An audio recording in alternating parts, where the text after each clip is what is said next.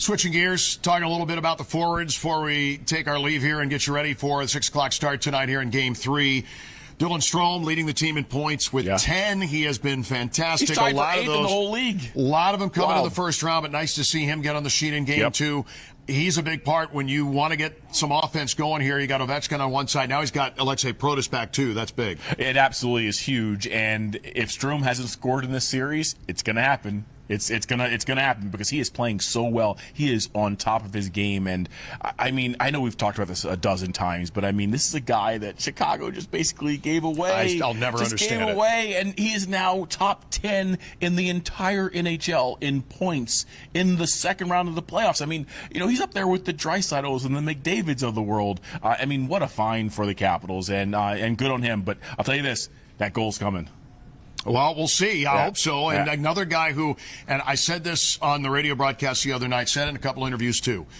I'm not sure that wasn't the best game I ever saw Tom Wilson play in Game 2 because, you know, for all the hits and all the physicality, yes, and he's always done that. And the goal, I thought, was a very big reward for him for what was a superb defensive effort, throwing bodies in front of pucks, leading by example. You're talking about the vibe check in the room. Tom Wilson comes walking in, and he's all business, joking around, but still all business. Like, all right, we came here to do a job. We're going to go do a job. You know, I talked to Alex Ovechkin about Tom Wilson after Game 2, and he said he's our leader. Ovi wears the C. And he said, Tom's our leader. He's been here 20 years. I mean, you just talk about leading by example. I mean, Tom was out there in front of the cameras after Game 1 and said, we are going to be better. I'm going to be better.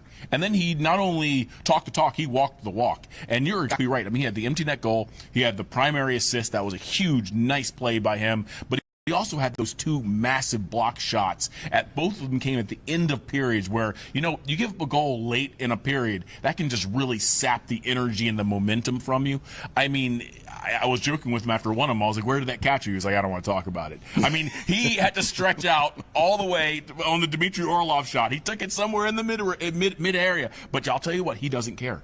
I mean, he was limping a little bit. He probably had a lot of ice bags on after Game 2. But again, you want to talk about a leader. You want to talk about a guy who is just leaving it all out there. And right now, Tom Wilson is a point-per-game guy in the playoffs. I mean, Tom Wilson, that is so cool because, you know, I just think back to, you know, all the grief he gets from other fan bases. And after he signed that big contract, oh, my God, that contract's he's never going to live up to that. Every other team in the league would love to have him. And he is property of Washington, so too bad. You mentioned Dmitry Orlov tonight, his 100th career Stanley Cup playoff game. Really? He's on the other side tonight. I had a chance to see him this morning for just a couple of minutes. Love Dima. Yeah, sorry, Dima, you can't win this one, but you're certainly always happy. I always love you. Final thoughts going into this one here tonight. What do you need to see in the first 10 minutes? You got to withstand all of this yes, you do. That's going to be going on around. How do you do that if you're Washington, and how do you continue to take those steps forward, shots of pressure for Carolina, take the game to them? What do you want to see? So I want to see the Capitals get out of their own end even better than they did in Game 2. That is where everything for the Capitals attack begins, is how quickly and efficiently can they move the puck from their end into the neutral zone. Look, I don't feel like Carolina makes a ton of adjustments. They don't at all. Yeah, they kind of go, here's what we do, and we're going to do what we do better than you do what you do. Does that make sense? That kind of makes sense. I think it makes sense. Yeah, so I don't expect many adjustments from them. I think the Capitals just have to continue to do what made them successful in the second period of Game 2. And if they're able to do that, they might steal another one here. Well, they're going to have to try and get one down here. You get one of these next 2, you get home ice. And worst case scenario, if you split down here, you turn it into a best of 3 and 2 home games. That'll be in 7th and F in Chinatown.